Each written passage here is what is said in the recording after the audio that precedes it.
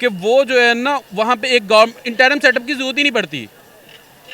एक गवर्नमेंट है, उसके बाद जो दूसरी गवर्नमेंट है ना ये उससे जो है ना वो टेक ओवर करती है इलेक्शंस के बाद। और उनको इलेक्शन कमीशन पे इतना ट्रस्ट है कि वो ये नहीं कहते कि भाई जो एक गवर्नमेंट है ना इसको पहले उतारो, ये उतरे ये जो है ना वो मिसयूज़ ऑफ पावर करेगा और देन जो है ना वो इंटरम सेटअप आएगा। और पाकिस्तान में 22 से 24 करोड़ अवाम है, ठीक है, वो पाकिस्तान से बहुत बड़ा है और उनके पास इतनी अवाम होने के बावजूद वो अपनी अवाम को जिस तरह लेकर चल रहे हैं, फैसिलिटीज़ प्रोवाइड कर रहे हैं, प्लेटफॉर्म दे रहे हैं, डेफिनेटली उन्हें अगर परफॉर्म करने के लिए एक प्लेटफॉर्म मिला जा रहा है तो हर बंदा अपना टैलेंट दिखाता है।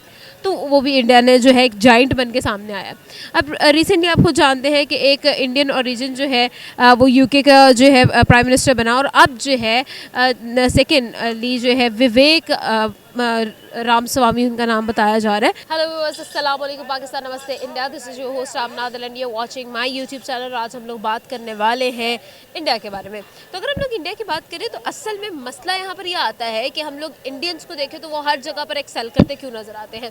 आईटी की फील्ड में हम लोगों ने बहुत बातें कर ली जी कि इंडिया के फ़ला बंदा जो है वो फ़ला आईटी सेक्टर के अंदर जो है वो एक्सेल करता हुआ और लीड करता हुआ नज़र आ रहा है और ये सारी बातें हम लोग बहुत करते हैं। लेकिन आज हम लोग बात करने वाले हैं is actually India leading the world. तो आज ये सवाल हम लोग अपनी आवाम के सामने रखेंगे और उनका ओपिनियन जानेंगे, उनका रिस्पॉन्स जानेंगे, वो क्या सोचते हैं, क्या ख्याल करते हैं और उनको क्या लगता है।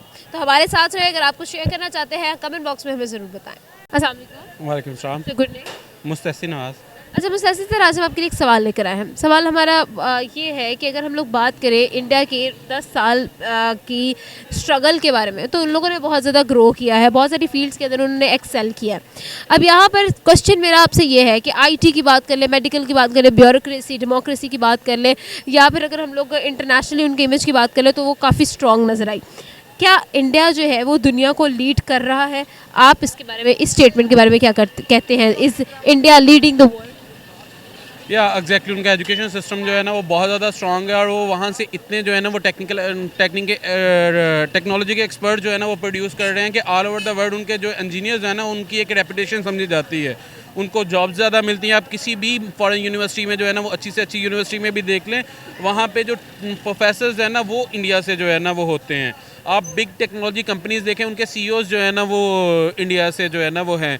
सो बेसिकली उनकी जो है ना वो कह लें कि आप कॉन्सेप्चुअल सिस्टम जो है ना वो उन पे ज़्यादा है। हमारे यहाँ पे जो अभी भी कोस्ट वर्क है ना उस पर कोई काम नहीं किया गया और वो बहुत ज़्यादा थियोरेटिकल है, ठीक है। इस वजह से हमारे यहाँ पे जो है ना इतने अच्छे इंजीनियर्स हैं कि वो जो है ना वो आगे टेक्नोलॉजी में ज़्यादा एक्सेल कर सकें। इवन के इंडिया की जो टेक्नोलॉजी से जितना वो अर्न कर रहे हैं ना, पाकिस्तान का टोटल जीडीपी जो है ना वो उतना नहीं है। अच्छा, यहाँ पर हम लोग डेफिनेटली, आपकी बात बिल्कुल सही है। यहाँ पर एक और सवाल मैं आपसे पूछना चाहूँगी। अगर हम लोग पाकिस्तान की बात करें तो हम लोग उस तरह से स्टेबिलिटी नहीं ला पाए हैं अपने सिस्टम्स के अंदर। आपके ख्याल में कहाँ पर हम लोगों ने लैग किया है? हमारे क्या फ्लॉज हैं जिनको ओवरकम करना हमारे लिए बहुत ज़्यादा? बेसिकली तो ये है कि हमने जो है ना वो बेसिकली डेमोक्रेसी हमारे कंट्री में जो है ना वो थ्रू आउट रही नहीं है, ठीक है। यहाँ पे जो है ना वो अगर 5 साल के लिए डेमोक्रेसी रही है तो वो अभी मैच्योर भी नहीं हुई है कि उसके बाद जो है ना वो डिक्टेटरशिप आ गई है। और दूसरा ये है कि यहाँ पे नॉर्मली जो है एक जो पॉलिसी है ना उसको लीड नहीं किया जाता। यहाँ पे इंस्टीट्यूशन जो है ना वो इतने स्ट्रांग नहीं है। इंस्टीट्यूशन जो है ना वो टैगलाइन लेते हैं गवर्नमेंट से, ठीक है। लेकिन इंडिया में आप देख लें कि वहाँ पे जो है ना इवन कि ये अभी रिसेंट जो क्राइसिस पाकिस्तान में आया हुआ है इलेक्शन को लेके, अब वहाँ पे इलेक्शन कमीशन इतनी स्ट्रांग है कि वो जो है ना वहाँ पे एक इंटरम सेटअप की ज़रूरत ही नहीं पड़ती। एक गवर्नमेंट है, उसके बाद जो दूसरी गवर्नमेंट है ना ये उससे जो है ना वो टेक ओवर करती है इलेक्शंस के बाद। और उनको इलेक्शन कमीशन पे इतना ट्रस्ट है कि वो ये नहीं कहते कि भाई जो एक गवर्नमेंट है ना इसको पहले उतारो, ये उतरे ये जो है ना वो मिसयूज़ ऑफ पावर करेगा और देन जो है ना वो इंटरम सेटअप आएगा और उसके बाद जो है ना वो दूसरी इलेक्शन होंगे और दूसरी गवर्नमेंट आएगी। नहीं, वहाँ पर ये होता है कि गवर्नमेंट है, इलेक्शन कमीशन इतना स्ट्रॉन्ग है। सो बेसिकली वहाँ पर इंस्टीट्यूशन इतने स्ट्रॉन्ग हैं डेमोक्रेसी के, जिसकी वजह से उनको जो है ना वो एक पॉलिसीज़ जो है ना उनको लीड करते हैं। अगर आप जो है ना लाइक के इंस्टीट्यूशन आपके इतने स्ट्रांग ना हो, गवर्नमेंट आए, गवर्नमेंट चाहे कि नहीं ये हमने ये पॉलिसीज़ करनी है, पॉलिसीज़ को मैच्योर होने के लिए एटलीस्ट जो है ना वो 12 to 15 ईयर्स जो है ना वो रिक्वायर्ड होते हैं। सो बेसिकली वहाँ पे इसलिए अगर बहुत अच्छी पॉलिसी भी हो ना तो वो 5 साल बाद अगर चेंज कर दी जाए ना तो उसके वो कह लें कि डिज़ास्टर होता है। पर हम हम लोग एक और क्वेश्चन ऐड करना चाहूँगी। तो आपके ख्याल में इंडिया ने, आपने कहा कि उन लोगों के सिस्टम स्ट्रॉन्ग है, इंस्टीट्यूशन स्ट्रॉन्ग है, उन लोगों ने अपने इंस्टीट्यूशंस पर को स्ट्रॉन्ग किया हुआ है, ठीक है, और लोगों को उन पर ट्रस्ट भी है। तो आपके ख्याल में उन्होंने कैसे ये ट्रस्ट बिल्ड किया है? Obviously we already have to start from somewhere ना। तो आपके ख्याल में उनका स्टार्ट कहाँ से था? उन लोगों ने अपने इंस्टीट्यूशंस को इतना स्ट्रॉन्ग कैसे किया है जो पाकिस्तान को भी करना है? बेसिकली ये है कि जब एक इंस्टीट्यूशन जो है ना वो उसकी एक सर्टेन पावर्स हों, ठीक है, और कोई जो दूसरा इंस्टीट्यूशन है ना वो उसमें आके जो है ना वो इन्वॉल्वमेंट ना करे। पाकिस्तान में अभी जो क्राइसिस है वो इस वजह से होता है क्योंकि एक इंस्टीट्यूशन जो है ना वो दूसरी इंस्टीट्यूशन की पावर्स को जो है ना वो यूज़ करता है। अब जहाँ पे एक इंस्टीट्यूशन जो है ना उसकी पावर ही जो है ना वो ना समझी जाए, यहाँ पे होता है ये है कि जज जो है ना उनसे फैसले दूसरे करवा लेते हैं, ठीक है, और डेमोक्रेसी हमारी जो है ना वो बार बार डीरेल हो जाती है। अब आप ये देखें कि हमारे 90s में जो है ना वो क्या हुआ था, 2 साल एक गवर्नमेंट रही, उसके बाद इलेक्शंस हुआ, उसके बाद अब एक गवर्नमेंट है उसको 2 साल अगर रहने देंगे, ठीक है, तो उसकी जो है ना वो रिजल्ट्स क्या मिलेंगे आपको जो है ना वो, उसके बाद आप हैवी बर्डन जो है ना वो डाल देंगे इलेक्शंस पे, वो स्पेंड करेंगे और देन फिर जो है ना वो उसके बाद, और जहाँ पे इतनी जो है ना वो अनसर्टेनिटी हो वहाँ पे पॉलिसीज़ रन नहीं होती हैं। और ये वहाँ पे आप ये देख लें हमारे साथ ही जो है ना वो कंट्री भी हुआ था, लेकिन वहाँ पे एक दफ़ा भी जो है ना वो नहीं जो है ना वो डिक्टेटरशिप पाई। और बेसिकली ये नहीं है कि डिक्टेटरशिप बहुत जो है ना वो बुरी चीज़ है, उसके अलावा जो गवर्नमेंट्स है जिनके पास जो है ना वो फुली अथॉरिटी पावर, जो पीपल रिप्रेजेंट हमारे, अगर उनके पास इतनी पावर्स ही ना हो कि वो जो है ना उनको यूटिलाइज़ करके हमारे लिए कुछ कर सकें, पावर्स ही दूसरे लोगों के पास हो, तो ऑब्वियसली उससे फिर इंस्टीट्यूशंस हो जाए ना वो स्ट्रांग नहीं हो सकते हैं। हमारे यहाँ पे गवर्नमेंट, इवन के गवर्नमेंट और अपोजिशन दोनों जो है ना वो एक एक्सटेंशन के लिए इकट्ठे बैठ जाते हैं। Otherwise I don't think so कि किसी भी बिल पे, इवन के IMF पे हो जाए, किसी भी बेल आउट पे हो जाए, कि वो इकट्ठे बैठे हों और इकट्ठे वोट दिए हों। सो बेसिकली हमारे इंस्टीट्यूशंस की जो है ना वो पावर्स ही जो है ना वो इतनी नहीं है। हमारे यहाँ पे अभी आप देखें, अगर फ़र्ज़ किया क्राइसिस आ जाते हैं कराची में, तो वहाँ पे एक पुलिस है, वो भी फोर्स है, उसको ही जो है ना वो टेक ओवर करना चाहिए और उसको ही जो है ना वो उसके खिलाफ लड़ना चाहिए। लेकिन वहाँ पे हम जो है ना वो आर्मी को भेज देते हैं। सो फिर एक जो इंस्टीट्यूशन है ना उसकी स्पेस जब दूसरा इंस्टीट्यूशन ले लेता है ना, तो फिर वो उस तरह से हो जाता है कि सबसे पहले अगर हम इंडिया के बारे सोचते हैं या देखते हैं, वाकई ही तरक्की दिन ब दिन कर रहे हैं। आईटी को ले लें, उनका एजुकेशन सिस्टम ले लें, और बाकी जितने भी डिपार्टमेंट है, स्पोर्ट्स को ले लें। सबसे बड़ी बात है जिस तरह IPL लीग उनकी चल रही है, उस पर बहुत ज़्यादा इन्वेस्टमेंट कर रहे हैं। अपने ITs के जो स्टूडेंट्स हैं उन पर काफ़ी ज़्यादा वर्किंग की जा रही है, एजुकेशन पे काफ़ी ज़्यादा वर्क कर रहे हैं ताकि उनकी जो कंट्री है ना उन्हें फ़ायदा हो। क्योंकि उनके पास ना पब्लिक है, उनके जो मुल्क की आबादी है ना वो पाकिस्तान से 5 से 6 गुना ज़्यादा। पाकिस्तान में 22 से 24 करोड़ अवाम है, ठीक है, वो पाकिस्तान से बहुत बड़ा है। और उनके पास इतनी अवाम होने के बावजूद वो अपनी अवाम को जिस तरह लेकर चल रहे हैं, फैसिलिटीज़ प्रोवाइड कर रहे हैं, प्लेटफॉर्म दे रहे हैं। डेफिनेटली उन्हें अगर परफॉर्म करने के लिए एक प्लेटफॉर्म मिला जा रहा है तो हर बंदा अपना टैलेंट दिखाता है। यहीं से अगर आप ले लें पाकिस्तान की मिसाल, जिस तरह हम आज डाउनफॉल का शिकार हुए हैं, यार हमारी पब्लिक में ना, हमारे जो यंगस्टर हैं, हमारे स्टूडेंट्स हैं, उनमें इतना का टैलेंट आपकी सोच होगी।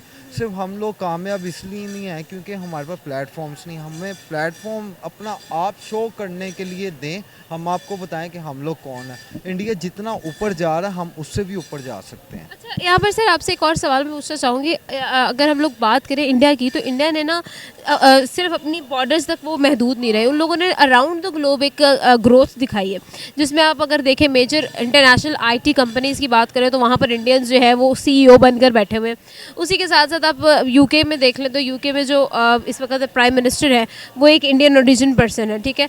उसके बाद अब रिसेंट खबर ये सामने आ रही है कि विवेक रामास्वामी नामी एक शख्स है जो कि अमेरिका में एक एंटरप्रेन्योर है, उसने US प्रेसिडेंसी के लिए जो है अपनी कैंडिडेंसी शो की है। आप इस चीज़ को कैसे देखते हैं कि as a president US president जो है वो अपनी एज ए कैंडिडेट शो हो रहे हैं? आप इसको कैसे? ज़ाहिर सी बात है, उसने प्रेसिडेंट बनने के लिए अपनी जौन सी है इंडिया से, ज़ाहिर सी बात है जौन सी उनकी है, क्या कहते हैं उसे, रेजिडेंशंस जो उनकी है वो ख़त्म करके वहाँ पे डेफिनेटली उन्होंने क्लियर अपने आप को वहाँ का रेजिडेंट शो करवा के फिर ही जाके। ओरिजिन तो इंडियन है ना, लेकिन बेशक इंडियन है, देखें वो अपने मुल्क को ना हर जगह पे जाके बता रहे हैं कि हम इंडिया से आए हैं और वहाँ से पढ़ लिख कर हम अपने मुल्क का नाम रोशन कर रहे हैं। बात वहीं पे आकर ख़त्म होती है कि फैसिलिटीज़, प्लेटफॉर्म्स, हमारे यहाँ पाकिस्तानियों को जल्दी वीज़ा नहीं मिलता है, यूके का, अमेरिका, कहीं भी चले जाओ, उसके जिन लोगों की ख्वाहिशात है जाने के लिए, उन्हें या तो बैंक स्टेटमेंट स्ट्रॉन्ग चाहिए या तो उन्हें लाखों रुपए चाहिए। इतना बंदा कहाँ से लेकर आए? ऊपर से आपके सामने हमारे इस टाइम जो कंडीशन है वो काफ़ी क्रिटिकल लग रही है। अगर हमारी कंडीशन क्रिटिकल ना हो तो हम इस टाइम काफ़ी अच्छे हालात में बैठे हैं और बड़ी अच्छे तरीके से अपनी जो लाइफस्टाइल है उसको सर्वाइव कर सकें। अच्छा, यहाँ पर आखिरी सवाल मैं आपसे पूछूंगी कि अगर हम इन सब सिचुएशंस को देखें, आईटी, मेडिकल, एजुकेशन और ये सब जो इंटरनेशनली वो एक रिस्पॉन्सिबल इमेज क्रिएट कर रहे हैं, is India leading the world now?